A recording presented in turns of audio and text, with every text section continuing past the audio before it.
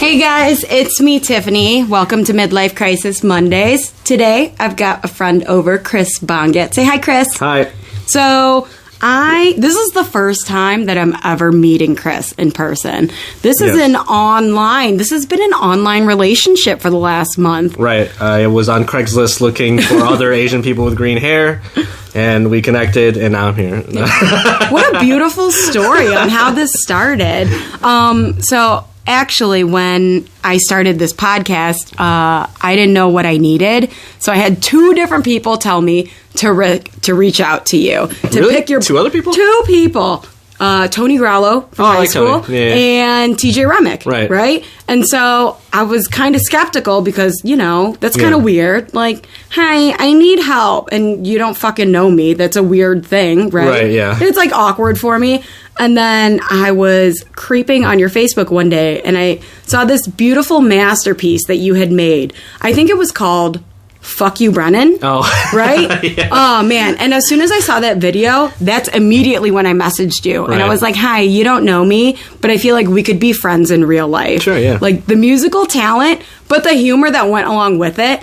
Like, you made this fucking song, and then you sang it. That shit was amazing. Yeah. Brennan and I will go back and forth. He's another comic, and we'll go back and forth making videos, and we're calling each other out randomly. So. Yeah, to get the creative content going, right? Yeah, it's fun. Because, like, we got time sometimes. Like, yeah, sometimes. Yeah, if I'm not watching Netflix docuseries, I got time to fuck around. Right. So that was super cool that I had two different people tell me about you. I reached out, and look at all the shit that I have because you told me that's exactly what I needed. Yeah, and it was straight to the point because I didn't want to overspend on something that I'm just jumping into, right? Yeah, dip your toes in, but don't go nuts right away. Yeah. And it was funny because the reason why I wanted to sit down with you is because you're so musical. Like, how many instruments do you play? I play like roughly 4. Okay. I can play pretty much everything, but my main thing is lately has been more piano. This is what I started out with when I was like 7. Mm-hmm. I play guitar, and then I can do like bass and drums too. That's super cool. Yeah. And so with this whole entire project, me doing like Tiffany Totally Tries, I'm just like trying to figure out what hobby I want to pick up this year. Right. And I think I want it to be music, like in some way, shape, or form. I don't know what kind of music yet. I'm leaning towards learning how to play the ukulele, but I don't have any past experience with it. You don't need any. You don't need any. And music, I think, is a really good choice. Yeah. Yeah, music is a good choice. Also, I would say comedy would also be a good choice. You had a taste of that. Yes, I got a taste of it, and I liked it, and that's why I figured I'd translate it into podcast form, because then at least I don't have 100 people looking at me, which is frightening for me, at least. Like, yeah, no, I totally get that. Yeah, the stage fright in it was kind of bizarre, and I figured I would jump into podcast, and that way on a weekly basis, I can kind of get my digs in, get my jokes in, catch people up on the shit that happens in my life. Yeah. While I'm trying to branch out and learn some new things, you know? Yeah. So what do you do full time though? Like, what's your full-time gig? Full-time, I work for FedEx Logistics. Okay. Mm-hmm. And when I tell people that, because of the way I look, and they think I'm, like, loading trucks. I actually work in operations. I have, like, a super complicated desk job that I do not like. You're like, thank you very much. Don't judge me by the way I look. I do some hard shit there. You. But to be fair, though, I did not look like this when I first started. When I first started, my hair was short and black. Yeah. I took out my piercings, and I hid all my tattoos, so I only wore long-sleeve shirts. It wasn't until after, like, a year I got comfortable and established that I knew what I was doing. And had confidence that people wouldn't judge you off right, of and that. then I started to, like, color my hair. I waited till Halloween, and then I put my nose ring back in. I dressed up as a goth. And then You're like, I put my nose ring. I put my nose ring back in, and then after that, I just kept it in and see if anyone would say anything. You're like, this is fake. It's just for Halloween. Right, just to gauge the situation at work, right? Yeah, and no one really said anything, so I was like, okay, and then just left it in. Now I just push it all the time. Yeah. Well, because now you know you're capable, so... Right, yeah. And plus, you probably know now everyone understands more of who you are as a human being, like little conversations throughout the office. So there's really not a ton of things to be afraid of when it comes to physically. Because when you think about it, you're like, shit, we live in 2020. Let's get past the hair, the tattoos, and it's the people that piercings. don't look like me are way more dramatic. And I'm actually really, really quiet. Do you talk a lot at work? Yes. Really? 1,000%. Yeah, I don't know why I asked you that, because I feel like... I work on... You're like, you already knew that? Like, you're not surprised at all? Yeah. I work on clients all day long, one client at a time at the nail salon. I'm with them for an hour. Like, by the time that my jokes and my humor come out on podcast form, I've already been telling the same jokes to the same 8 clients that I know won't judge me if I say something shitty about my son. Yeah. So it's been, like, tried out. You know, I got, like, my own little... It's kind of cool, though. That's so funny. I'm the polar opposite. I'm like a mime at work. Yeah, no one knows anything about me. Yeah. Most people don't know I'm a comic. It's, like, very few. Mm-hmm. I like it that way, though. Yeah, so that they don't kind of pry either. Yeah, and I say a lot of weird stuff online that I'm like, I don't know if I can get away with that here. Don't want to tie it together. Right, yeah, exactly. So, even though you do music, do you have any other passions, any other hobbies? Besides music and stand-up comedy, I'm super nerd. So, it's like anime and video games all day. That's kind of like in high school what I grew up with. Yeah. And so, even like in grade school, so I kind of like, I go to anime conventions all the time. I cosplay. I don't know if I told you that. Yeah, and so I do a lot of gaming events. It's like nostalgic, you know? I also play a lot of Magic the Gathering. So does my brother. So does my brother. Really? Yep. Wait, is he around? He lives in the city. Oh, okay, cool. Yeah, you're like, have I seen him? Have I seen him? Have I competed against him? Right, yeah, basically that's why I was asking. Did he beat me? Yeah. He probably did beat me. That's fine. Oh, okay. You're super confident. I really like that. I'm confident in nerdy things. And anything else, like, any kind of bravado I have on stage is totally fake. That's just, I'm totally making it up, and I usually have to have a couple drinks to even get to that point. You mean to, like, get on stage? To get on stage, yeah. Like, I get, like, super... I've been doing it for, like, over 2 years now. Yeah. But even I still get, like... It's not... I wouldn't call it stage fright, but, like, I have, like, social anxiety. Yeah, 1,000%. It's very people-y out there. I never make eye contact with people. Yeah. And even during my set, I kind of, like, unfocus my eyes so everything's blurry. Yeah. And so I don't see anyone ever. Yeah. So I never see if anyone's are laughing or not. I'm relying on, like, hearing it. Yeah. But also my eyesight's really bad in general. Yeah. Well, what's your eyesight at? I don't know. These I just got for reading, but, like, I can't read things that are, like... See where that door is, like if something like if any words, you'd be like, nope, I can't read it. Yeah, so I need to get an actual like real prescription. Yeah, it's getting real bad. It's getting real like the Wild Wild West on like a it's really on the road right your now. Life like when I'm driving, I'm like jeez. What street sign is this? Oh my gosh, was that I recognize stop signs because of the shape, but not because of the words. That's good. That's really good. Yeah, I'm driving with my heart. You're all driving with your eyes. Oh my gosh, you're driving with emotion. That's the first time I've ever heard of anyone saying like I'm in like I only drive with emotions. I do how I feel. If I feel like I should be turning right now, that's when it's going to happen, right? Yeah. Shit. That's kind of... let me know when you're out and about. I'll try to stay out of that area. That sounds kind of scary. Yeah, don't be on the road when I'm on there. It's going to be rough for you. So you said that now that you've been doing comedy for 2 years. Yeah. How'd you even get to that point? You know? Like, what made you really... like the day where you were like, today is the day. I'm getting up there. I have like one of the least... like, I have, like, one of the most common backstories for, like, guys who do stand-up. Mm-hmm. I was going through a divorce. Mm-hmm. I was still living with my wife at the time, and I just needed something to not be at home. Yeah, 1,000%. So I started doing stand-up, and I honestly fell in love with it, and now I've been doing it ever since. Yeah, that's super cool, though, because, you know, when you're going through... a bad situation to be able to direct that energy elsewhere. You got to, otherwise you just kind of implode on yourself. Right. And it's probably a good atmosphere to do it in too, because comedians are honest. That's what I love about it, right? All the comics, it's like straight to the point. This is the shit that happened and this is why it's funny. It gives you a different life perspective. Bad things happen to everyone all the fucking time. Right. But there's so much beauty in finding the humor in it, right? Like being able to kind of, especially in hindsight now, because I'm assuming you're in a good place, right? Yeah, I'm in a real good place. Yeah, so now looking back at it and being like, all right, that was the right choice. And Yeah, seeing like a bad situation, but...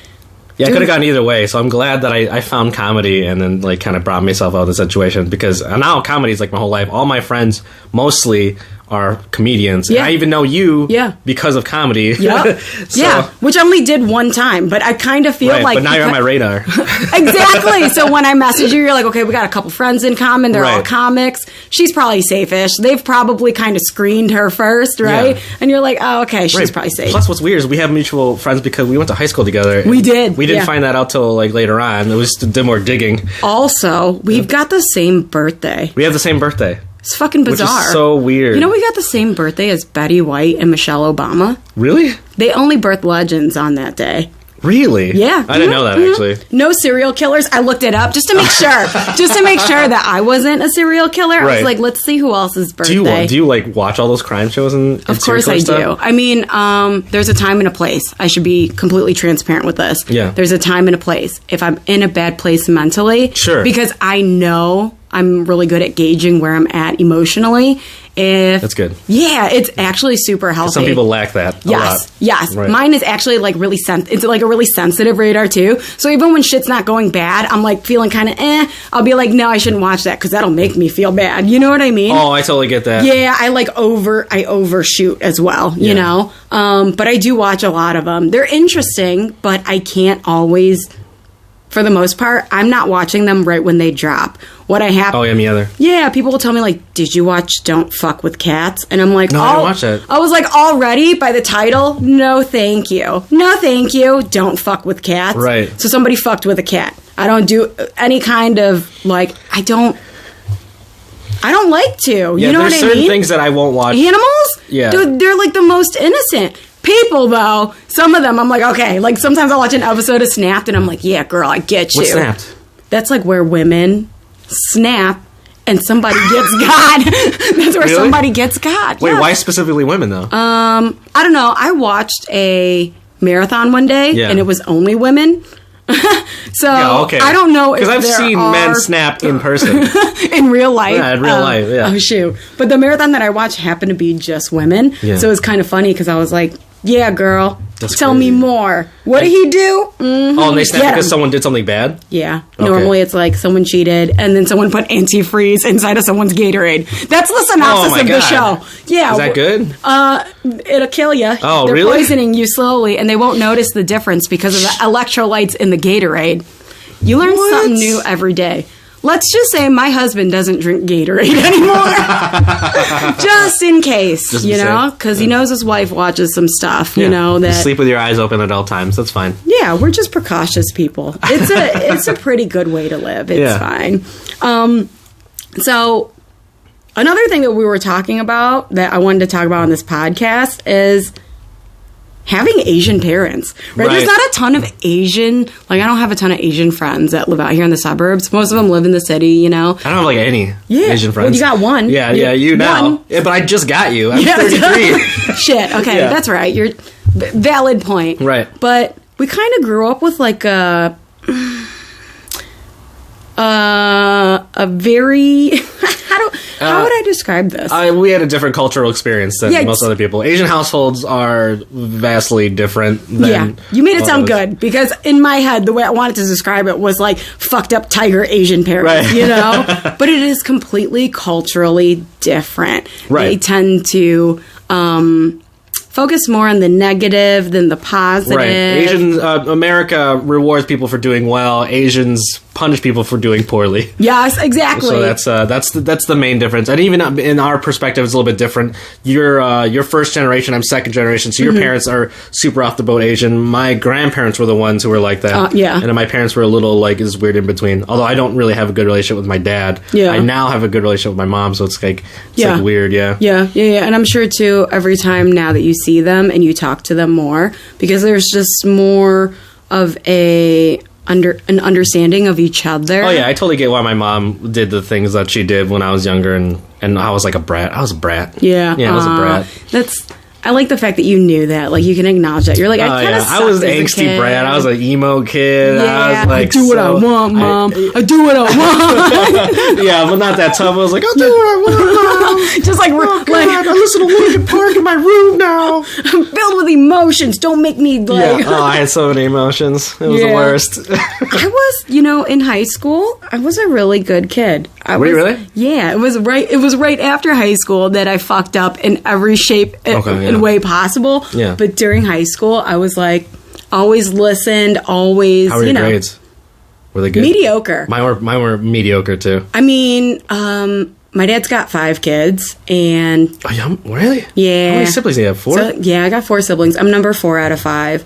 And because I was number 4... he expected less from me in general because he was just fucking tired from the bullshit that all of us were giving him. I would get tired from from just one kid. So I'm super lucky that I was number 4 though, because I was able to coast, right? Yeah. Like I already knew in high school academics wasn't for me. I wasn't interested in it. Yeah, not the academics that they teach you in school. If we're talking algebra and all that shit, Now there's other kind of things that I like academically, like history.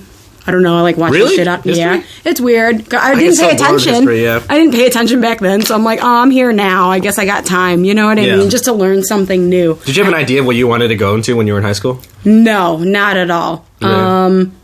I started doing nails when I was 15 years old, Chris. Really? That's child labor. Like, this is America. And my dad, he still owns a nail salon. That's super funny. Yeah, so I've been working at a really young age. So I kind of always... But they could sneak you into a nail salon when you're 15 and be like, I can't tell if this Asian lady is 15 or if she's or 25. 62. Yeah, I have no idea. Yeah, I was really young. I think they knew. But, like you said, it wasn't as...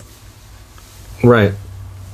Anyways, so I kind of thought that I was going to do nails forever. Yeah. And now I'm 31 years old, and I've been tired of it now for at least the last 10 years. Yeah. Where I want to shift, I just don't know where to, Right. Because I didn't go to school, because I was working. I didn't go to college, I mean. So I'm trying to figure that out now, because I realize, too, with every day that I'm just settling and just doing it because I know how to do it, because I'm good at it, like, because I'm comfortable, that my quality of life kind of fucking sucks, So I bumped down last year from working 5 days to 3 days so that I could just fuck around more and figure out what I wanted to do and be able to have time to do fun shit, like try to do comedy, you know, or start volunteering, because I started that last year too. That's good. So yeah, branch out, try new things. Yeah, that's the only way you can grow as a person. Yeah, right? Otherwise you get stale. Yeah,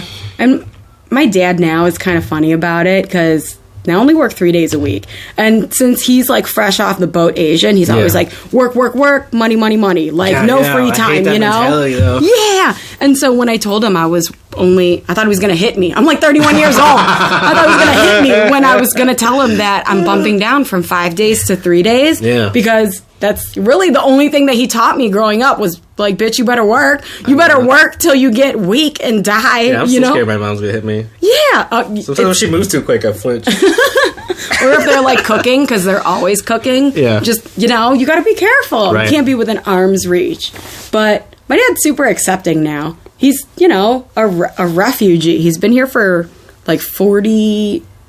41 years now. Has he relaxed a little bit in terms of much beliefs more. And stuff like that? Yes. Last year he turned 30, and I decided to take him to Colorado. Yeah. And I was like, Dad, do you want to go to a dispensary with me? And he's like, what's a dispensary? And I was like, they sell weed there. Really? He's like, that's not legal. And I was like, sir, why do you think we're here? Of course it's legal. Right. We had to leave the state in order to do this. So as time goes by, he's definitely more open to more Americanized culture, everything that's been going on outside of his house that he hasn't been paying attention to. I feel like every time I see him, it's a quick 40-minute episode on today's pop culture. Dad, this is what you missed out on. And it's funny because he's just this is dumb, He's still now, he's retired. He's been retired for the last 5 years.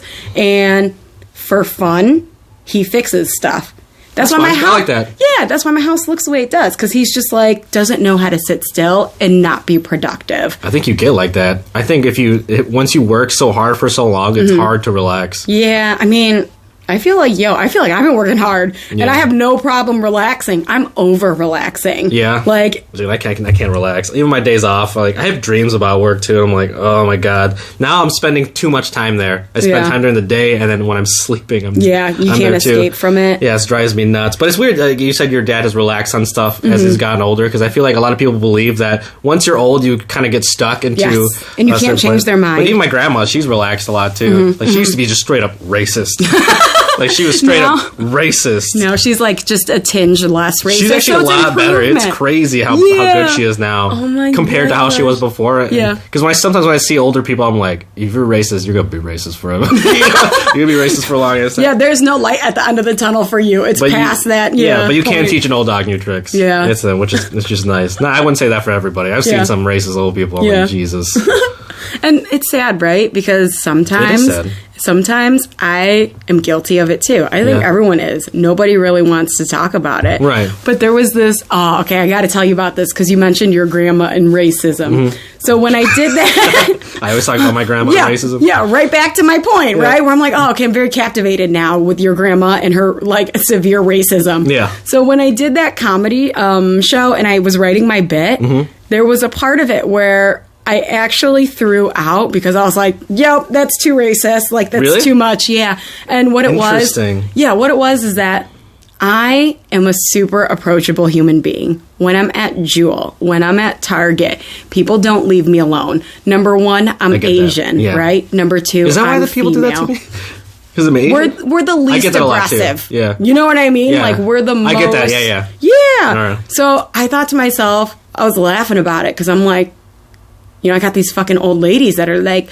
oh, is that the kind of bacon that you buy? And of course I'm like, yeah, like I like this bacon. And then inside my head I'm laughing because I'm like, only this shit would happen to me. I'm minding my own goddamn business at Jewel, right? And this 90-year-old lady is like, do you like that kind? And then I have a conversation with her. That's so weird. Because I'm so approachable. Yeah. So I had this bit where I was like, okay, when I was growing up in the city, we would always like lock our doors and shit, right? Or if I'm walking down the street and, you see a group of fucking black guys, right? Like, and I was probably 12 at the time. Yeah. And I would cross the street because I'm like, nope, don't want any trouble. I'm me by myself walking to school, right? So, like, better safe than sorry. Right. And the bit that I wrote was that, now that I'm 31 years old, when I grow up, all I want to be is a middle-aged black man where everybody else will just cross the street. Like, don't fucking talk to me. You know what I mean? Like,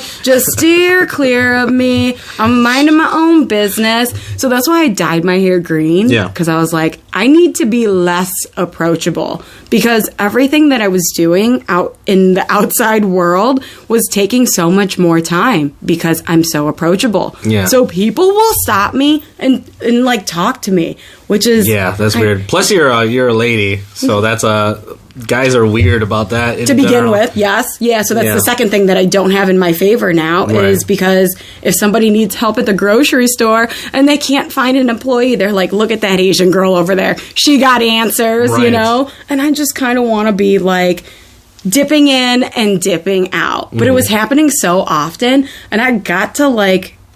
It made me really wonder why. And ever since I dyed my hair green, no one's really approaching me anymore. Or if I wear short sleeves because like my arms are like covered in tattoos. If it's summer, are they really? Yeah. And if I'm nobody ever approaches me then either. If I'm wearing short sleeves, but I can't be wearing short sleeves in the wintertime. You know what I mean? Yeah. Like so they're like all covered. That's awesome. I didn't notice that. I guess I didn't notice that in your pictures. Yeah, because like normally I'm probably wearing a hoodie too. Yeah, because my basement's super fucking cold. We look like an echo of each other. I know. There's like tattoos and the green. Now with the green hair too. Yeah. Oh my gosh, should I go get my glasses? I'm almost legally blind as well. Really? Yeah, my vision's at -7.5. Where are your glasses? Where are they? Where are they? They're upstairs. Yeah. Go do. Okay, I'll get them later. Yeah. I want to see. Well, let's get a picture later then. Oh, yeah, we definitely will, because I took one with Brad, too. But I'm, like, just...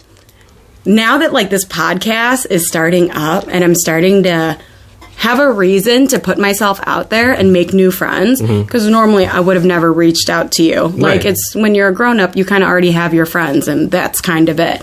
But that's been one of the really cool aspects of starting something brand new. Right. And not knowing anything about it, because I've needed advice, and people are so receptive. Like, you've been so nice. And when I watched that video of you and, singing to Brennan, like doing your little, But I agree with that. Normally for people our age, it's hard to make friends. Yes, it's like super hard. But since I've been doing stand-up comedy and putting myself out there, I have so many more new friends than like I even made in the first half of my life. Yeah. Because I was like so introverted in high school. I mean, I still am, but like this gives me a way to like show people kind of like what I'm about and stuff like that. And like seeing them constantly when you do open mics and you do your shows, like it's another familiar face. And every time that you see them, it probably builds more where you're like, okay, I'm going to talk to that person. They did that bit last time, you know? It just kind of puts you outside of your box, which is cool. That, and it's nice to see people grow, because we see each other all the time, and we see actually each other get better over time, which I also find very interesting. Yeah. Brad was saying that because I had to have Brad help me find some people to donate their time, you know? Yeah. And Brad was saying that the Chicago comedy scene is like in DuPage, where we're at right now, is the most friendly. And I've seen nothing but, like, friendly people. Yeah, most people are really, really nice. Yeah, because some people you can kind of tell, too. It's like, they got some stuff going on. Right. You know? Yeah. we just had to ban someone. Yeah. Who's had some stuff going on, unfortunately. But for the most part, everyone is super, super nice. There's bad apples in every scene, though. Of course. But the fact that when I came out to actually see Brad, like, the first time, it was his Christmas show. And I actually saw you get up there, too, but you didn't see me because I was just in the background. I kind of saw you. I saw a weird guy approach your table. Oh, gosh. During my set, and I was like... Is that who was banned? Yeah, that's the guy we banned. He was just talking to women too many. He's just like, he's got some mental issues, and then he's been kind of a problem in the scene for a while, and then he's been on this weird kick where he's talking to women. I saw him talking to you during my set, and I'm like, what is going on here? Leave them alone. And basically at the mic that I run, he was there, and he had bothered these girls at this table for so long, and then he's trying to bother them while he was up on stage, and they literally screamed, "Leave us alone!" Yeah, and I was like, you're like, I think that might be the line. I wasn't sure where the line was before. Honestly, that wasn't even the line. Yeah. Like, my other co-producer, they had a weird thing with him, too, and then finally, at that point, we were like, no more. Yeah, like, you can't invite him in to do... Right, to make everyone uncomfortable and nervous. Like, he's got problems, but we can't... Yes. It's not, he's got a problem, but now it's affecting you guys and feeling safe. It's a hard line to, cross when it's like, this person is suffering from mental illness, but how, at the point where it's like, people are not feeling safe. Yeah. And then, like, what do you do, Right, and you guys made the right choice, because it's really, it doesn't fall on the rest of us. Right. Like, when... their existence, I'm sure for the longest time when he was coming by and just being quirky and you guys could just tell he's going through some stuff, you guys give him time, right? Yeah, that was fine, yeah. But then as soon as it became a disturbance and kind of like something scary, that's, we live in 2020 right now. You can't be doing that. Yeah, he was crossing too many lines, and we don't know enough about his background to rule out any kind of erratic, maybe even potentially violent behavior. Right. So we're like, we don't know where you're coming from at all. So you can't risk it. Yes. Yeah. That's a super smart choice. But I bet that was hard for you guys too, though. Because it was mostly hard for him, for my co-producer, because he felt super bad about it. Of course. Because something's wrong. You just don't know what. And then you also know it's not my problem, and you're affecting everyone else's safety now. Right. So you gotta go, man. You gotta go. That's sad. But the scene was very supportive of our decision, though. Yeah. So no one really blamed us at all. Yeah. So when he approached us, he wasn't... What was he saying? He was being weird and rambling on about going to school and doing yoga and... right? Like, of course. So he was rambling on, but I didn't feel threatened because immediately I was like, yo, there's something wrong with this guy. From the get-go. When I got back off the stage to the bar, my buddy was like, just look at him talk to those girls over there. He just stood behind them and then tapped them on the shoulder. And I'm like, that's so weird to approach someone from behind them and then tap them on the shoulder and then start talking about yoga randomly. Yeah, okay, Super so that's what he did to me, right? Like, after we kind of ended the weird-ass conversation that we were having, and he walked away, he came back, and he just stood behind me. And it's funny. No, I don't like that. It's funny because I knew he was standing behind me, but I choose to not. I could sense your danger. spider senses were tingling and shit. Pretty much. I was like, all right, there's a person behind me, but I'm also in public, and there's a row of dudes right behind him. Yeah. So he's probably not going to chop me up right now. Not in public, at least, you know? Yeah. So I was like, all right, I'll just let him be. Because I sensed that there was something up with him, like mentally, mental issue-wise. Right. But then... it was funny because after he went up and the co-producer of the night, Stephanie, was like, and let's give it up for, Brian. And I just want to say that this is the second time he's brought an instrument and a prop and didn't use it. Yeah, that's and I was so like, weird. Yeah, I was like, okay, yeah. I'm glad he's not standing behind me anymore. And then he came over, and then he asked for my friend's phone number. Oh, no, wait, how? Yeah, it was... Really? Yeah. That's a bold move. You're like... It's like, these women seem scared enough. I'm going to ask for a phone number now. They'll give it to me because they're fearing for their life. What, did your friend? No, absolutely How, are they married not. now? Are they hitting it off? Oh, yeah, They're the first one's on the way now. It's happened really quickly. Wow, I can't believe he asked for her number. Okay, but here's the kicker, okay? So he asked for her number, and she was like, oh, no, I have a boyfriend, And he's Does like... she? Yeah, she does. And he was like, oh, okay. And then he started writing something down on the piece of paper. That's never a good sign. And then he gave it to her, and he was like, here's my number. And I looked at it, and it was all scribbles. And I was like... She tore it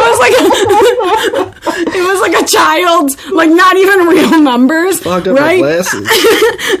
No, Chris, in his hand as he was writing it, right? Yeah. He was so nervous because like you said, like, wow, that's risky. So it's probably like the first time that he's done that. He might talk to girls, might stand behind them, whatever. But something about, I think, our group of friends, right? Because you can tell by the way that I'm talking, we are super understanding, right? Yeah, sure. We are just like, we understand everyone's fighting their own battle. Yeah. So when he started talking to us, we're like, all right, it's harmless. Like, we're at an open mic. We're at a bar. This is what happens, You guys try to shoot their shot. I guess that's the most normal part about that. Yeah. But true, so true. But it was just crazy because, when he handed over the piece of paper, I was like... There's something more here. Yeah. And I'm glad that that's like the end of it. It's nice that you guys are nice about it. Yes, because you don't want to set someone off either because you just never know. You never know what people are going through. Right, yeah. I've listened to enough crime podcasts to know you never know. Yeah, better safe than sorry for sure. So, yeah, that was kind of... And he left you alone after that? Yeah, he left us alone after that. I saw him in the back, but no longer made eye contact. You know how you say that you have trouble making eye contact with people? Yeah. Yo, I have a creepy gift where I will make eye contact till it gets weird for you. Yeah, right? You're a monster. I am. I'm such a monster. And I realize that's like a confidence thing. It is a where I'm confidence like overconfident because I know everything that I'm doing is like with pure intentions. So I never, like when I talk to people, I'm like, Chris, look at me, damn it. You're like, bitch, no, this is hard for me. I'm trying to look at stuff behind you. Sorry. So that's something about me is and it's funny because when I started talking to Brad, I was like, Brad, can I FaceTime you? Just like the very first time we talked. You're the only person who's ever FaceTime. I didn't even know my phone could do that when we FaceTime. You're welcome. You're welcome. You're the only person to ever use that way. Because I'm just a straight to the point person, and I can tell you what I'm asking for quicker than I can type it, right? Because I'm like technology slow. Yeah. So I'm like, am I going to write this dude a 7-page paper? Because Chris will not help me if I send him an email that's 7 pages long on what I need. Yeah, if you sent me something that long, I probably would have been like, no. She's crazy. Add her in the group. Ban her too. So yeah, I get that. No more. I get that 100%. Yeah. So...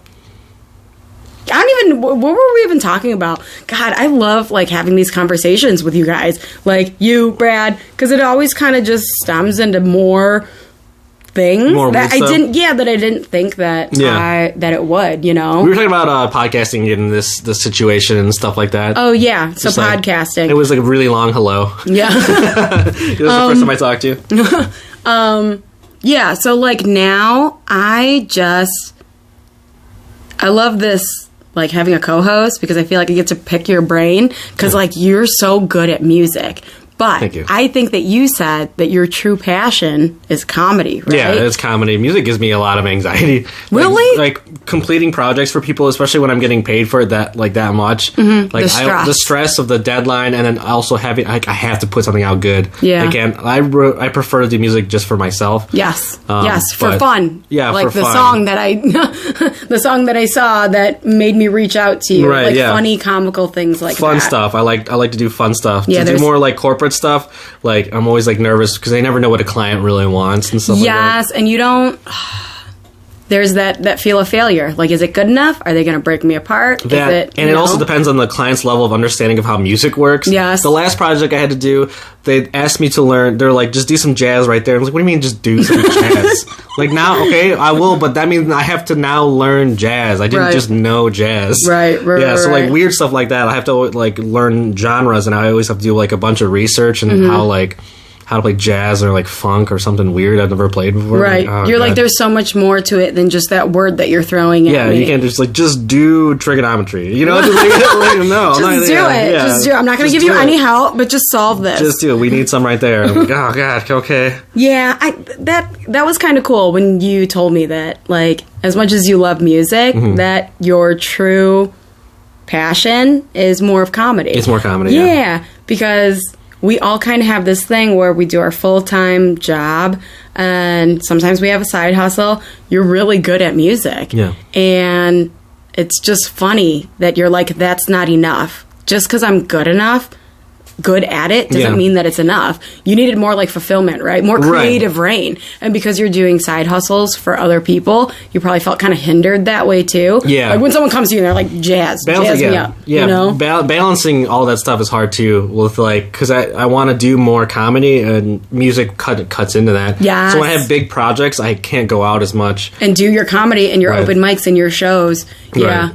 And you said you host an open mic at Lunar. Yeah. How long have you hosted it now? Over a year. We just hit our year mark at the beginning of the year, and we're still going strong. It's a rough mic. Yeah. I don't recommend any newbies go there and expecting a good time. Yeah. Definitely go to Joe's. Like the one Brad hosts is like the best one. Yeah. Ours is like if you don't care anymore. No, but I bet you a lot of good shit stems from that. Because, it is. Yeah, because people are probably more, maybe not so much comical with the joke punchlines to get those laughs, but they're up there venting about real shit. So, and when you get the laughs there, you earned it. Yes. You earned it. That's super cool. Yeah. So Brad asked me if I would do it again, right?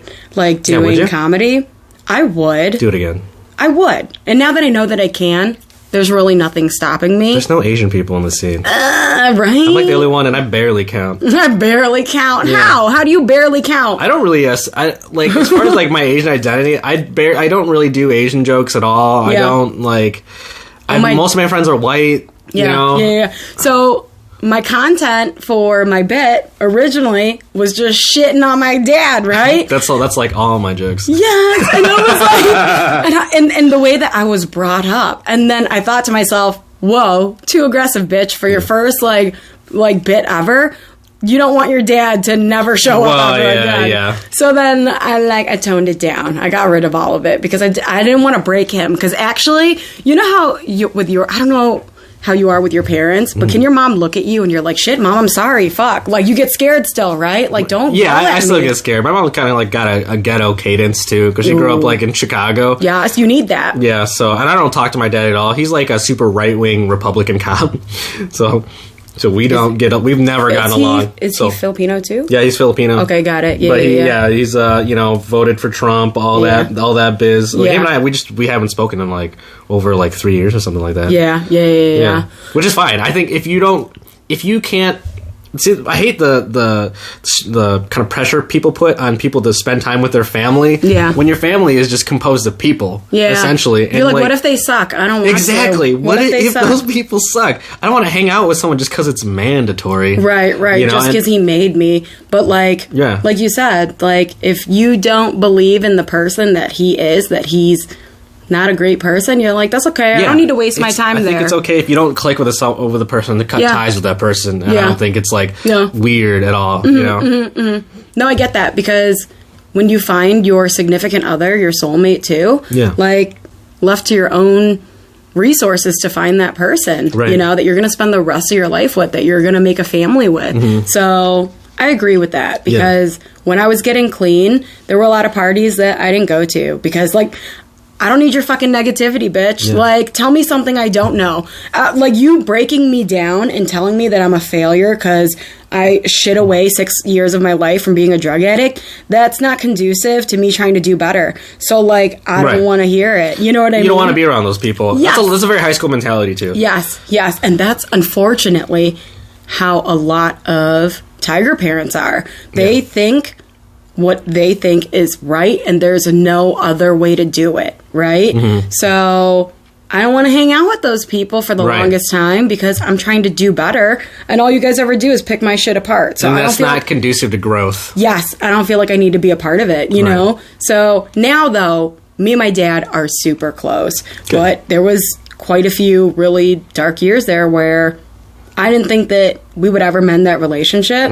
You know, I could sit here and I can put blame on a bunch of different people in my life, right? For things turning out the way that they did. But really, it's all how I took it. And now that I kind of have like a second chance to kind of redeem myself, when I got clean, I was like, Dad, what's up, man? Like, I finally wanted to do what he normally does and sweep shit under the rug. Let's not talk about it. I would rather you not say shit about me fucking up than you sitting here and trying to pick me apart while I'm trying to do better. And ever since, I kind of made it clear to him that if you got nothing nice to say, I don't need to hear it. I don't need to call you. Ever since that happened, all of our conversations are actual relevant things that are happening today. What, you know, like family parties that we got to go to this weekend. So it's been nice. After I realized what the flaw was Have you been going to family parties at all? I have. Yeah. I've been going a lot, actually. I stopped like 100%. Yeah. And I get along with a bunch of people in my family, and they'll call me out like, why weren't you there on Thanksgiving? I was like, I just didn't want to go outside. I don't want to. It was too people-y out there. Yeah, just be honest, because that too,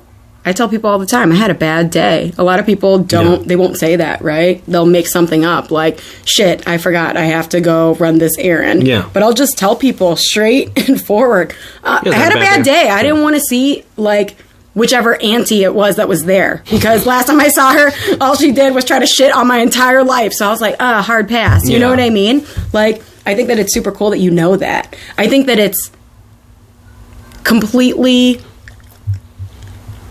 necessary to get all these negative energies out of your life. You know what I mean? I think you do need to cut all of that out. I did a lot of cutting the past couple of years of just people I felt like were kind of stagnant in where they were at. And we're not doing anything for each other. I'm not learning from you anymore. You're not learning from me. It was nice while it lasted, but I want to keep on keeping on because they're not helping you grow and you're not helping them grow. Right. So I've tried to surround myself with people who have similar goals to me, which is why most of my friends now are comics. We're all kind of in the same, or even just like artists and like one of my good friends are directors and stuff like that. Like I like to be around people like that because they're all constantly building towards something. Like you're building towards something, and I enjoy that. I don't want to be around people. Not that it's the Debbie Downers where they just they like to repeat everything that's bad and wrong, and you just want to be like, hi, if you don't change it, of course it's going to stay that way. I also feel like people like that kind of like hold on to the past a lot. And my past not that great either. So I don't want to be remembered for all that stuff. All my new friends don't know me from that time. So that's kind of what I need. To be able to start new, right? So ever since you were, so would you say that like you've started new like 2 years ago now since you first started doing comedy? Basically, That's when you kind of like stepped outside of your comfort zone and you're like, I got something to say and it's relevant and it's important to you to be able to make people laugh and to find the humor in whatever crap situation you're going through anyways. So it's kind of been like super defining, right? So now, like, that's why I don't think it's weird for like you, and I know you think it might be weird that you're trying to find stuff now, but I really don't think it's that strange because I didn't even know stand-up comedy was a thing until like, so thanks to Brad, shout out to Brad. Like, I didn't know that you could do. I thought that with stand-up comedians, you were either famous or you weren't doing it. I didn't know there was this weird in between of people just trying to do it. Like doing it like randomly at bars. I stumbled upon his, and I actually watched his open mic for like a year before I got the nerve to do it yourself, I got the nerve to do it myself, but before that, I didn't even know it was a thing. So it's just like, if I hadn't gone there, they weren't hosting that, I wouldn't be doing stand-up right now. And you wouldn't have that joy where you're like, tonight, you've got a show. Where's your show at tonight? Tonight, my show is at the Brower House in Lombard. What was the theme of it? Is it a competition today? It's a competition. Okay, got it. It's like stemming from an earlier competition to even be on the show. That's the case. It's like exhibits, like so you can compete while you compete, and then compete some more, and then boom, on Monday everyone goes back to their day jobs. Exactly. So I try to think about it as a competition. I just want the stage time. I want to have fun. So. And then because you're so close with all your fellow comic friends, if you win, you're like, bitch, I'm never gonna let you live that down. You're like, there's gonna be a song to follow, and I'm gonna ride this wave, right? Because it's a good. Whenever I win a competition, I always give my friend shit. Of course you have to, because you're like, hey, like you guys need to do better, because like you're not.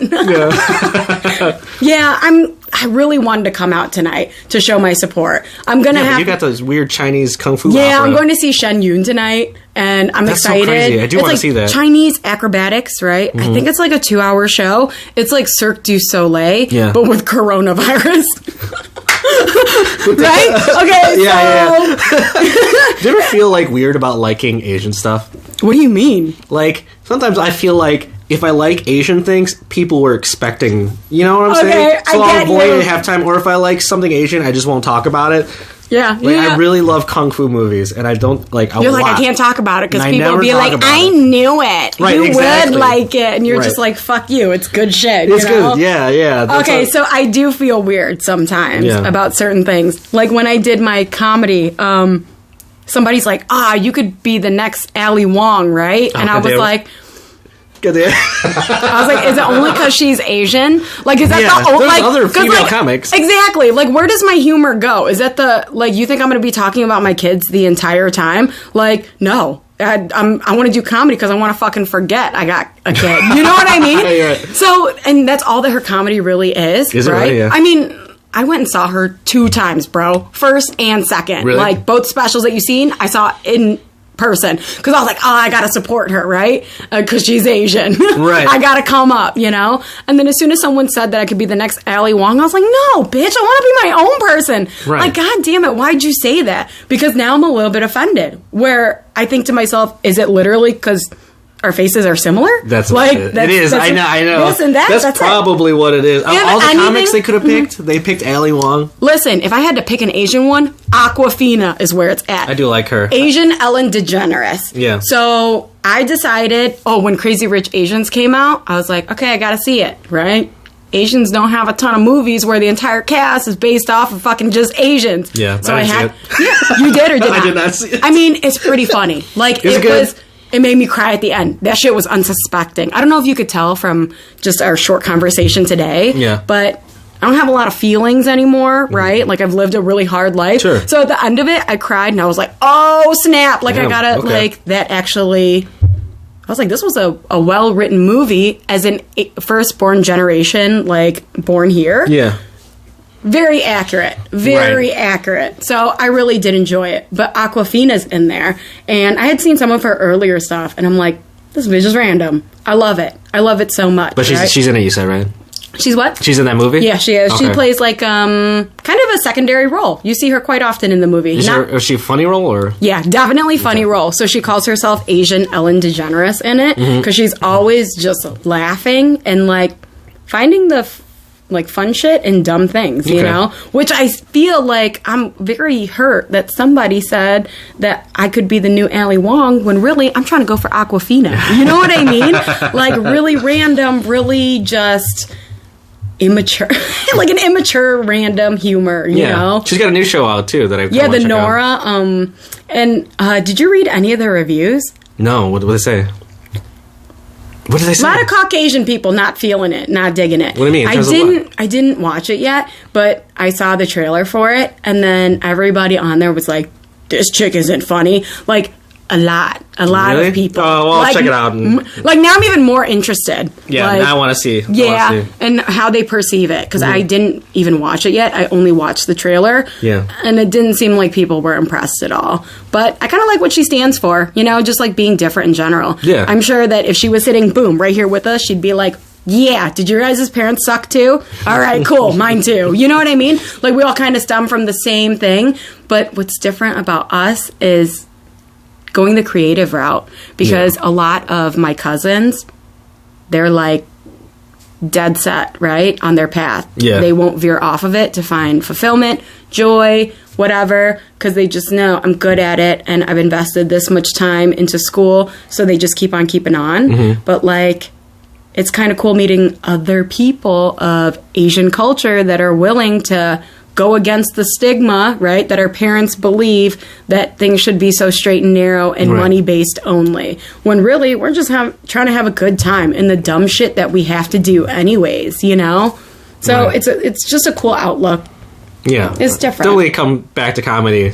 Yeah. If you can. If you could muster it up, because there needs to be more Asian people in the scene. There's like none. I'm always like the only one. Yeah, somebody posted up that the last...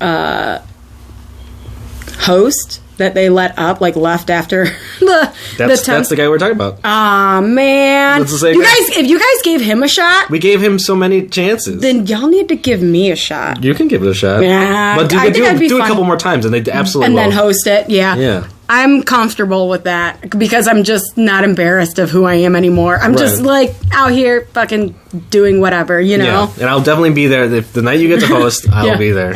Okay, cool. That's like that'll be a little mini series that I'll throw in later then. Like Tiffany tries it again. Yeah. Because the first time I was super nervous, you know? Yeah, that's understandable. Yeah. Stand-up comedy is scary, especially for bar full of strangers. Yeah, true. Yeah. True. That's why I created a charity event and invited all my friends and family because I was like, I'm not allowed to go to bars. Like, there's people that do drugs there, Chris. Yeah. Like, that was my number one thing, was the beginning of last year when I said I was going to do comedy. I was like, where the fuck am I going to do this said comedy at? Right. Because I am not willing to compromise my sobriety to do a hobby, right? And I know most people be doing shit they shouldn't be doing. Yeah. So that's why I was like, I was fucking scheming to throw together an event for a good cause. Because I was like, it's my family, it's my friends, we're raising money for a good cause. I can do that in front of those people. I will say, in terms of drug abuse, the scene out here is not that bad. Oh, that's cool. I would say appreciate it's mostly weed. Yeah. Okay, if done. anything. Okay, sign me up. Right. Like, that's definitely something I can, Yeah, and it's a super, like, I turned my, like, I don't smoke personally, so when it's offered to me, I'm just like, no. And You're like, they know me at this point, too. They're like, we know. Yeah, they don't even ask anymore. Yeah. But it's not just because, like, I don't think, it's like, every once in a while I will. Yeah. Like, every, like, once a year I'll be like, just to see, just to see people's faces when I see you guys. But they're super cool about it. They're just like, no, okay, that's fine. And they just stop asking. Yeah. So the reason why I kind of want to pick your brain more is because I'm going to lead right back to that song. If I did do, fuck you, Brennan, that song. So if I do music, I want it to be funny, right? Because there are some, like, comics, too, that they, like, will play an instrument. There's that one girl that I saw that plays the ukulele, and she was singing about Baby Yoda. Right, Ariel. Yes. And I was like, I want that gift, right? Because I love music already. But sometimes I'm listening to music and I'm like, dumb. This shit's dumb. Right. There's no actual message that they're trying to relay. So, like, if I could sing a song and play an instrument and have it be hilarious, I feel like I'd be super proud of that. You know what I mean? Like, that would be, like, goal accomplished for 2020. And it would go over well in bars. People like that stuff. Yeah, just entertainment, Right, exactly. in general. So when I go and pick out my ukulele, because I don't know what I need, right? And you said that you know how to play the ukulele. Yeah. Question, if you can read music, can you read all music then? Or is, like, strings different from percussions from, I don't know. I know nothing about music. It's the same. If you can read sheet music, it's the same. Got it. Yeah. I can read sheet music, but I prefer tabs and chord sheets just because it's, like, it's way easier. Yeah. Like, sheet music's like a different language. Yeah. Shoot. I got to think about this more because before... I'm going to have to... I know I said that I would learn ukulele, but I'm going to have to think about it some more. Okay. Because if I go full force into it, I want to make sure that I pick the right instrument. So, if you could come back sometime, we could talk about this again and really figure out if that would be a good instrument for me, Yeah. Yeah, because I don't know. Why don't we talk about a couple different possibilities you can go to? You don't have to go here. Yes, it doesn't necessarily have to be music. Yeah. Yeah, man, I don't know. I don't know where I was getting. It's like because we just started, like, having good conversation. Right. I kind of...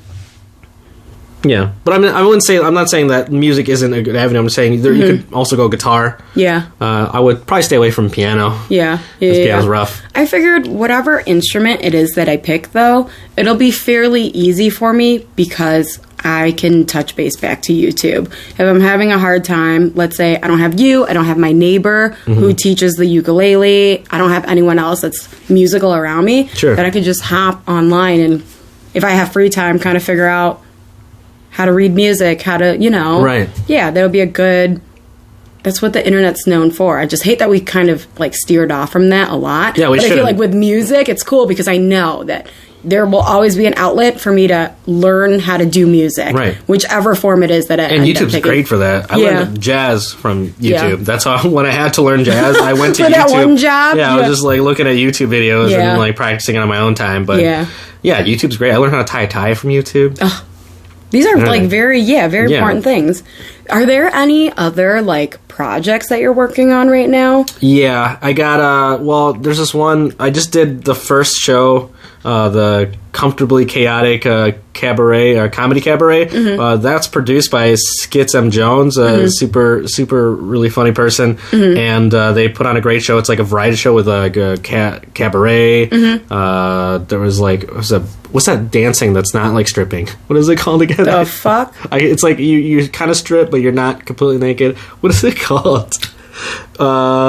I'm blanking right now. I have no clue. Because anytime anyone starts stripping, I'm like, yo, that's stripping. There's no other. Instead of like the French burlesque show. I got it eventually. There was burlesque. I was like, what's it called? I'm like, stripping. It's called stripping. You just said it. When you take off your clothes, it's called stripping. I didn't know there was another one. And drag and stuff. I actually played piano for that. Oh, that's super cool. So and I'll be. Were you like sitting off stage? I'm like a co-host, and I kind of just like Okay, so that music that you played during the show, though, was it something that you wrote or something that you're like, okay, this is what I think it should sound like while they're doing this dance? This time I did like 90 million theme songs. Okay. So that's because we were doing a bit that involved them, so I did that mostly. Yeah. But yeah, then we're doing that again next month, so that'll be fun. And super cool. Other than that, just... working, right? Just doing the thing. Yeah, do you have any side hustles? Any other music things that you're working on right now? After this project, I don't know if I'm going to take up any more because I've been doing podcast themes for people. Got it. And it's tell me about your podcast. Oh my gosh, this is why we're here. I took a little break from it, but I'm going to come back to it in a couple days. Yeah, because you were working on the music too. So right, yeah. So I needed some time to work on that stuff because it was just like it was too much stuff all at once. So I listened to the one where you guys were talking about Asian massage parlors, right? On Be The Strange. Who was that? I forgot who that Asian massage parlor thing. I don't know. It was a dude. That's as much as I can tell you. I remember who it was. I do vaguely remember someone talking about that. But when I listened to your podcast, We The Strange, I was like, this is exactly where I want to go with mine. Where it's very random, but at the end of it, there's a purpose as to why you're speaking to these people. You know what I mean? Right, yeah. Like, but it's just super fucking I try to get a structure, but I let people go off on weird tangents. Yes. Like when he went off on the Asian parlor thing. Also, a little weird he was talking to me about that. Of all the people. But that's what I like about that dude. I remember who it was now, and he like does not give a fuck. He'll talk about whatever he wants, and I dig that. Yes, because it makes you feel less weird. Whenever I meet someone that's very similar to myself, right, and just very unapologetic, very weird, very quirky, I think to myself, all right, I'm not alone. Like, I'm just not alone. And I think it's really easy to feel weird and alone. Yes. Until you get out there and you're like, I'm still weird, but now there's other people like me. Like, I'm weird, but not serial killer weird. Like, I'm just quirky. And you'll see that. Exactly. Yeah, you'll see that. Yeah. It was really funny because as I was listening to it, I was like, this is so random, but I learned so much random things, right? Which normally I would be watching, I don't know, fucking Keeping Up with the Kardashians. No, don't watch that. Okay, I actually don't watch that anymore. It's probably been about 5 years. Good. But everything that I watch in the background is not real content ever. So, like, I might be on my phone, my TV might be on, but it's like Always Sunny in Philadelphia. I love that show. Bob's Burgers. I love that show. Yes, and just laughing, right? Yeah. And that's when I started writing last year because I was watching Always Sunny so much, and I was like, man, when I grow up, I just want me and a group of fucking 4 of my loser friends who have no money at all, right? Like, they own a struggling bar, but every day, every day, they're having so much fun. So it's so random. I dig that, yeah. Yes. I like stuff like that. Yes. And camaraderie and the situations. Yes. And then it makes me feel like, all right. Like, maybe I'll struggle financially for the rest of my life. Am I okay with that? as long as I'm having that much fun, I am. Right. I am. So I think people are so worried about to have to do that. I think the end goal is to not struggle so much, but at the same time, like, that is such an almost impossible goal, is to not struggle. Right. You know? Right. And then you work towards it, and then by the time you are finally not struggling, it's like you're 60. You're like, no. God damn it. Yeah. Yes. So, I'll just struggle now. It's fine. Yeah, I'm good with that. Yeah. It was funny because TJ had tagged my podcast with Brad on Instagram, and in the background he had a picture of Charlie as he was working in the mailroom with the Pepe Sylvia when they were working in the office, right? And he's like, Pepe Sylvia. And then he's like, I don't know, I've just been throwing it away, but it keeps coming back. And Mac is like, Charlie, everyone's been waiting for their mail up there. What are you doing down here? That's one of my favorite episodes. And it's just Charlie going off on like a special needs tangent on trying to like figure out who Pepe Sylvia is, right? Because he can't figure out where he sits in the office, and his mail keeps building up. He's got all these tacks and like red string leading the place. And he's just like, where is he? He was here. We have a stamp from this state. Like, he talks to a dude who's not there. This is so good. This show is so good. Before I did the comedy, I watched the episode. It was season 4, episode 9, where Dee tries and does her first like open mic, I think, or her daily routine where she's like, I don't eat, like I can't eat because I'm gonna dry heave. And Charlie was like, they were trying to live in each other's like and then life. She made him do it, and then he threw up. So I watched that shit the night before, because here's the thing with the show. I told Brad, I said, put my shit on everything. If I tell you last minute I'm not going to do it, then I'm not going to do it. Don't make me do it. That means that I couldn't build up the nerve to it, right? So don't embarrass me. Just don't even say my name, and we'll just end the show. So I watched that episode, and I was like, there's no way that I would do worse than fucking Dee dry heaving over here. So that was the moment where I was like, I got this. Dee Reynolds, I got this, girl. Like, it was so funny because it kind of came full circle. I was like, no, it could be way worse. And that's so true. When I was first starting to watch stand-up comedy, like open mics and stuff like that, before I didn't want to, but then I saw so many people bomb, and I was like, they seem okay. They're still alive. I'll bomb too. It's okay. Yeah, it'll be fine. It'll be fine. You know, like, what's the worst that could happen? Is that you realize it's not for you and you move on. So that was my thing. I was like, I can either keep doing this after I do it today, or I can realize, bitch, you had too high of dreams. You're not that funny. Like, and I would rather try something and fail than like live my whole life not knowing that. What if I was like halfway decent at it? You know? Right. Oh my gosh. Honestly, like in Bob's Burgers, that's the kind of music that I would want to do. You know, at the end of every episode? Where Gene always has a song? Yes.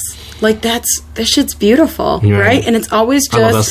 Because you think about it, and Gene's probably, I don't know, 8, 9 years old. So he's singing about shit that happened to him that day, and it's hilarious, you know? Like... Yeah, plus I love the comic that plays him. That is funny. I think Eugene Merman is a guy. It looks just like him. I think they drew it to look based off of him. Right. Eugene. Was he in anything else? Anything that I might know?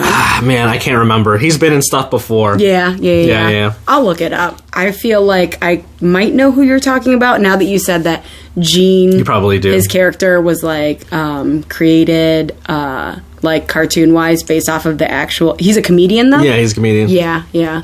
I'll have to look that up. Yeah, because Gene's... So is the whoever plays the little girl. I forget Louise. Her name. Yeah, Louise. Okay, so my husband just started watching The Last Man Alive or something like that. Yeah. And she's in it. And it's weird that now that I see her talking in person, her real self, and it's Louise's voice, because then I always She does a lot of voices for cartoons, which actually I think would be awesome to get into. Brennan, I don't know if you've met him. I haven't. He was talking about getting into voice acting. I think that sounds so fun. Like, voice acting would be really fun. Yeah, because then you kind of get to live someone else's life. You know? Like, as you're reading whatever it is they tell you to read, you got to get the character. That. Yeah. I would love to do a cartoon. That'd be fun. So, this entire podcast is based off of what I want to do, but also when my Dreamchasers are on, it's thinking out loud to see what you guys want to do. Right. So, like, if you want to get into that. Well, when I was younger, I actually wanted to be an animator. That's what I was. That was like the main You goal can draw too. I used to be able to. I used to. How do you lose that? I don't believe you right now. You just give up. You just give 100%. You gave up. Not that you don't know how to do it anymore. I wanted to be an animator. I did a lot of animations. I won a bunch of awards, and then I was going to go to school for it, and I just never did. And then I'm kind of glad that I didn't, because I was like, man, I got too nervous. Like, I did a walkthrough of Columbia, and I saw everything else other people were working on. It made me really self-conscious, and I was like, nah, I'm out of this. Too much anxiety. Then there was too much pressure. Right. You feel like even though you know that you do a good job at it, when you see other people's work, you're like, fuck. Yeah, and I wanted to be an artist too in general, but then like I kind of like went away from that. What don't you do then? Just curious. I'm like a jack of all trades. I'm like okay at a lot of things. I like you. I've been interested in trying like a bunch of new stuff to see what you end up actually liking. Like if you're thinking about just yourself and finally being selfish, right? Not based off of what other people will think and how they'll judge you if you decide to go one route, but to finally realize if something's for you or not. Right. And I think it's a super cool journey, right? Right. I haven't met a lot of people that are going on this journey in general, where they're just trying to figure out what it is that motivates them, that drives them, that excites them enough that the next day you want to wake up early and you want to get to work. Right. Because that's the issue with our full-time job. Trying to stop, even if it's weird. I actually picked up archery like a year ago.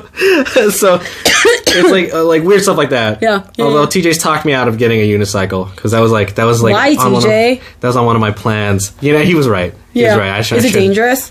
No, it's just dorky. Yeah. I shouldn't. I mean, sometimes that's too much. That's too much. No, not at all. Not at all. You know why? Because if you want to buy a fucking unicycle, like, think about it. I do. I think about it a lot. I think about it all the time. Yeah, and you know, if it's going to make you happy, if it's something random for you to fucking do you live close enough to Lunar?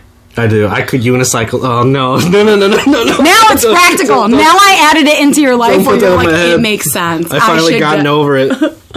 Well, sorry. I lived close enough to unicycle to Lunar, yeah. Well, there you go. You know, that would be a great means of in the summertime. And I would love to. How much does a unicycle cost? It's like $100. It's fucking nothing, Chris. It's really nothing. You for me. got money. I could get one. And then just to be pulled over for. Like if I was, oh my gosh! What would the cop even do to me if I was like drunk on a unicycle? Yeah, send me on my way. It's not a motorized vehicle, but you can technically still get in trouble. You can on a bike. Yeah, but that's fucking bananas. For a unicycle, though, they'd be like, I don't know. You're like, this is half of a bike, bitch. So whatever it is you were going to charge me with, cut it in half. And I will accept that shit. I like that. But it makes no fucking sense, because you're like, really, out of all the things, like this is what we're doing now. We're fucking like putting people in jail or like giving them tickets. I know. I could go to jail if I go to jail for like driving a unicycle. I'm drunk. Yeah, I have to lie while I'm in there. Like I killed like 9 people. Yeah, and then the cop's like, "Here's your unicycle back." And it's like, it's like banned. Get out of here, man! Put that away. That's not mine. You should work towards that. Listen, I'm just saying that I go to a lot of garage sales, and if I see a unicycle, I'm picking that shit up for you. Oh my God! So just if you like it, why not? Right? Like, are you dating anyone right now? I'm seeing someone. Yeah. I was gonna say, because I was like, if you're single, what if that's like the game changer, where like a chick sees you pull up on a unicycle and she was like, fuck yeah, you know what I mean? It could be a game changer for my relationship now, where she's leaves where she leaves. No, I can't. The comedy was weird. Okay, so under your name here, I'm gonna put like check mark next to like don't go towards unicycles. TJ was right, because now it'd be detrimental to what you're trying to do. Yeah, but man, the way you've been talking, I don't know. Now I'm like on the rocks about it again. Yeah, I'm sorry. I also think magic is fun. Magic the Gathering? Like close-up magic. That stuff. God, I'm such a nerd. Sometimes I fight it so much, because there are some things that I fight because I'm like, that's too much. That's too weird. Just bring it back a little bit. Kind of compromise so I can live my life normally. Too much. Yeah. But it's like so fucking innocent though. Unless you're doing like magic while simultaneously doing heroin, I see no fucking problem in you buying a fucking magic kit from the store and watching some videos. You know what? Next time you're on, because that one's definitely doable. Right, show me some tricks. All right. You know what I mean? I'm going to do some magic tricks on. Come on.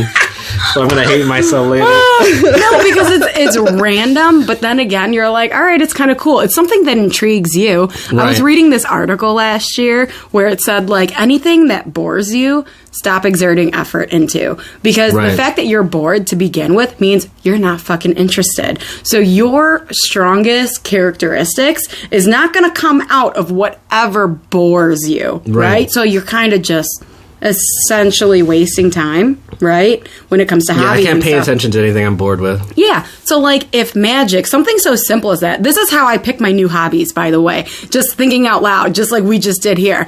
I think to myself, would I be able to learn how to do it in the privacy of my own home, like through videos? Are those videos accessible? Yes, it is. And then I think of the cost, where I'm like, deck of cards, I already got a shit ton, right? Yeah. Like, you break it down where you're like, I got $20 to throw into the fucking garbage can, right? Yeah, why not? And just learn something new. Because, like, now at parties and shit, if you have a dull moment, just like in podcasting, when you have, like, a fucking, what do they call it?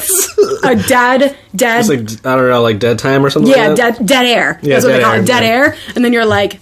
If it's videotape, you're like, blam, magic trick, Tiffany. Oh, you know what I mean? It's so random, but it's definitely achievable. So just like... It is, but I don't want to be that guy at parties who's like trying to do magic tricks. I already used to be that guy who used to break out a guitar at parties. I was that douchebag. I'm not doing that anymore. Why not? Why fucking not? If your friends can't appreciate a fucking random jam sesh, then you got the wrong friends. Yes or no? Do you like bringing out the guitar? I used to, but then I was also that douchebag thing, like, I'm going to sing for these girls and see what happens. I'm going to get some bitches tonight. Pull on those heartstrings. Like, hello, I'm the new John Mayer. I'm Asian John Mayer. Yeah, I'm like a recovering fuckboy. Aww. So. Like, the first step, what's the first step? It's like acknowledging that you had a problem, right? Yeah. So you're there. I'm so proud of you. It's a 12-step progress, just me leaving the party and going home and just not bothering people. Just not doing it anymore in general. Yeah. Oh, God.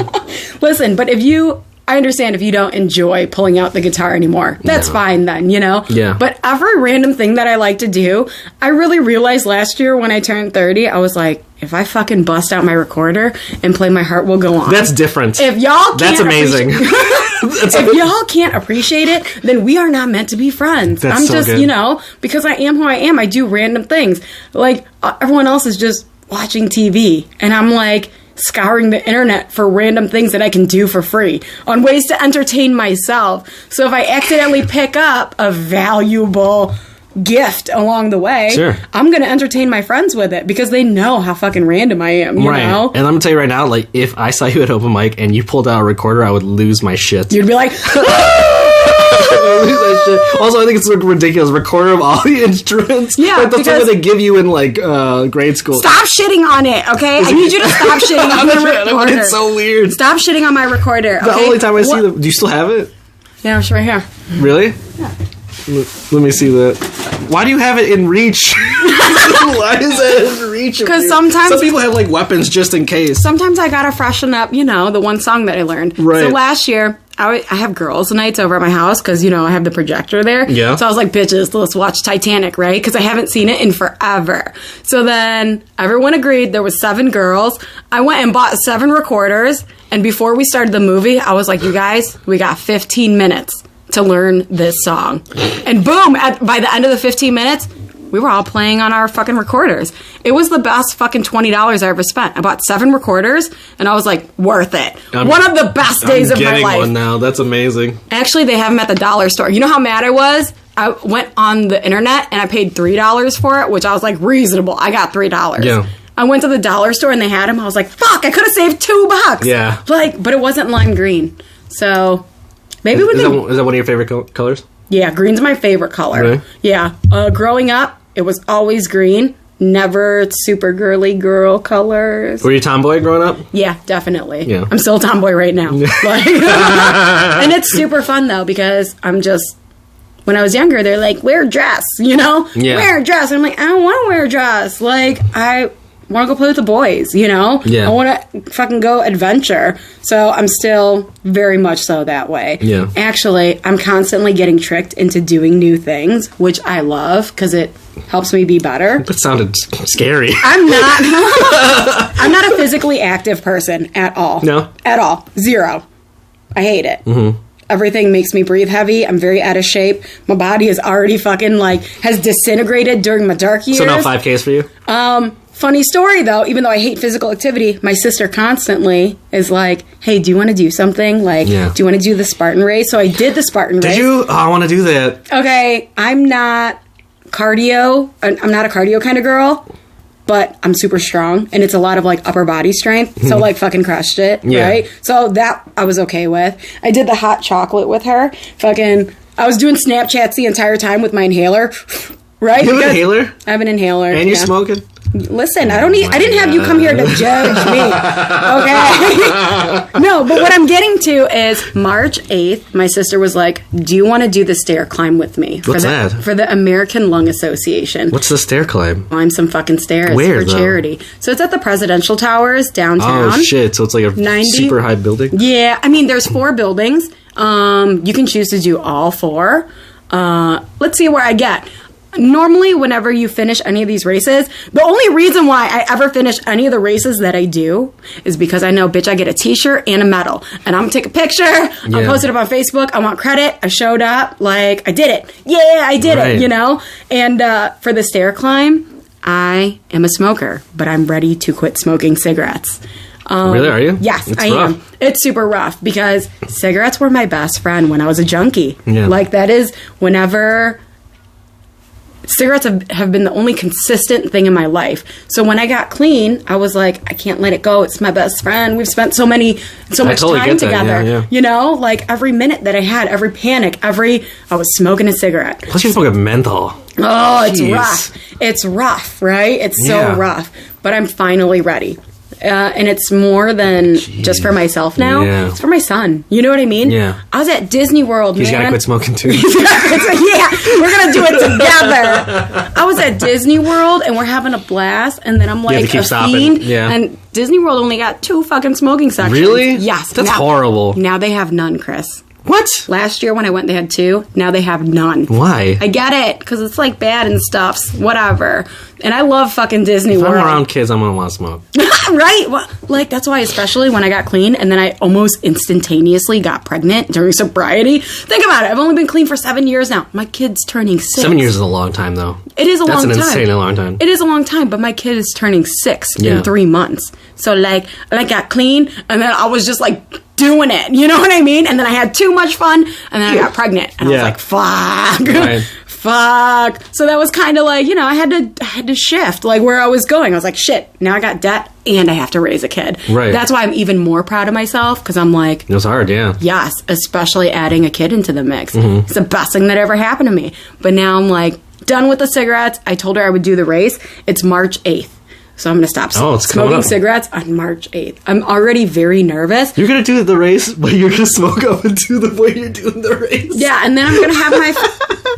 Why are you laughing? That's so harsh. So I got a GoPro as well, and I'm going to wear it during the stair climb. Okay. And then next year, March 8th, I'm going to fucking do it again. That's awesome. I'm going to throw up side-by-sides, and for everyone that has smoked fucking the last 15 years of their life... I want to show the improvement, right? Like, it's hard to stop, but here's how. Because I also don't plan on exercising at all this next year. So it'll be a true, like an unfit bitch that tries to climb some stairs while smoking and then 1 year after, no tobacco. Running is good for that, too. If you're trying to quit. I hate running. I know, running sucks, but it sucks even more while you're smoking. While you're smoking? When I quit. Oh, I was imagining you, like, running. No. It wasn't that crazy, but, like, when I quit, like, a while back, I started running, and that helped me stay off of it. Just because I was like, I felt how terrible my lungs were. Yep, you could feel the pain, and you could feel how hard it was to breathe, and normal basic things that you should be able to do, you're like, fuck, I can't do it. I did a half marathon, and there was like 7-year-olds passing me. Oh my gosh, that's super cool, though, but that's a really long distance. Yeah. No thanks. I did that, yeah. I almost died. Yeah. That was crazy. Yeah. I don't... My sister keeps on telling me, keep running, you'll get a runner's high. And eventually I was like, bitch, you are lying. Yeah. Never happened. That never happened to me. Right? I was running a lot, and I was like, I hate every. And the entire time when I'm running, I'm like, my life sucks. My life sucks. Right. Like, just thinking about all this shit, because I'm like, this is miserable. From start to finish, and even a little bit before that, when I knew I had to run. Yeah. But the reason I ran was, like, to help deal with, like, depression. I was, like, really depressed at the time. Yes. And so when I was working out, all I could think about was how much I hated working out. Yeah. And that was a nice break. Yeah. I mean, that makes sense, though, because you knew that it was something good for you, something to distract you as well. Yeah. And it had purpose. But, like, running has no purpose for me. No. Dude, I hate it. I don't blame you. It's awful. Yeah. I don't care about how I look. I don't care about... You know what I mean? Like, I don't enjoy running. If you asked me to play sports, though, right? If you asked me to go rock climbing, if you asked me to do any of these other physical... What about volleyball? Yeah, 1,000%. Yeah. Yeah. Like, I actually had a team that I was playing with, just my group of friends. Yeah, we would indoor or beach? We would do outdoor. So we were at Ty Warner Park in Westmont just every Tuesday. It was normally the same dozen people. Wait, what is it on grass and stuff? No, it's on sand. They have one sand court there. Yeah. But we've done flag football as a group before. And it's, if you ask me to do something that's fun, I'm all for it. Yeah. If it's physical activity. But just running, I just can't fuck with it. You know what I mean? Like, no thanks. I've tried multiple different times. It does nothing for me. If anything, it makes me more depressed. Because the whole time I'm like, why? Why? I hate this. My life is dumb. You know what I mean? Like, it's not for me. Yeah. So I still will do fun runs if my sister asks me, because she just knows. I don't even do those anymore. Fuck that. I'm not doing that anymore. She knows I'm a team player. You know, if she has no one to go with, I'm like, fine, but you'll finish like 30 minutes before me, and then you got to wait at the end. So if you want to literally still run by yourself, go for it. I'll just be at the end of the line walking. You know what I mean? With the last pacer. There was a 70-year-old lady when I did the hot chocolate. And on her sign, you know how they have the pacers? So they'll, you know, if they're doing a 6-minute mile, 6.5 minute, 7-minute. If you follow them, then that's what your progress is, you know? Oh, wait, there's pacers? Mm-hmm, they have pacers. I became really close friends with this sweet little, she was like almost 70 years old. She was a 16-minute pacer. She was the last one before you get cut off. So I just made sure that I was ahead of her the entire time. I like that. Because I didn't want them to cut me off of the route, right? That's my strategy for most things in my life. Yeah, I was just like, this lady seems cute. Yeah, this lady seems cute. I'm just going to go with her. And I did, and it was fine. Because I knew that if she passed me up, that's it. They're moving the roadblocks off of the street so that traffic can, like, resume again. Yeah. So if you don't keep up with her, you out. So I was like, damn it, I paid like $80 to do this. I'm getting that damn medal. We pay money to run these races. It's insane. I know. But there's always a good cause to it. That's why I'm down with it. Yeah, because they always have like Special Olympics, American Lung Association. So that's the only reason why I'm okay with it. Plus, if I finish, I get a medal. And I just want to be like, hey guys, I'm awesome, as usual. That's right. I forgot that was a charity thing. Yeah. Boo! Boo! Running for charity. I'm not booing charity. Let's start that narrative. Sorry. Chris, this was so much fun. Yeah. Thank you so much for coming out. This was a lot of fun. We just kind of went on, but it's cool because now, next time, when you come by, I'm going to expect magic tricks. Oh, God. I'm going to expect... by then, I'll figure out what I want to do, too, musically. And maybe you kind of help me... Maybe bring the joy back in music for you. Because I know it's the jobs, right? The paying jobs that give you anxiety. But if you are working on a music project with someone, right, where it's not a paid gig and it's literally just for fun, would you be on board? Yeah. Gotcha. Yeah. All right, guys. So that means Chris will be coming back. He just said it right now. And legally binding. Legally binding. I've got proof. And... yeah, just thanks for coming by and shooting the shits with me. Yeah. Thanks for giving me a shot because you didn't know who I was. And, I mean, that was kind of cool. Every person that I meet that is just willing to talk to me in general, I'm like, thanks for taking time out of your day. Yeah. Like, you're a busy dude, too. You've got a show tonight in, like, a couple hours. So I really appreciate it. Yeah, no problem. All right, guys. We'll see you guys next time.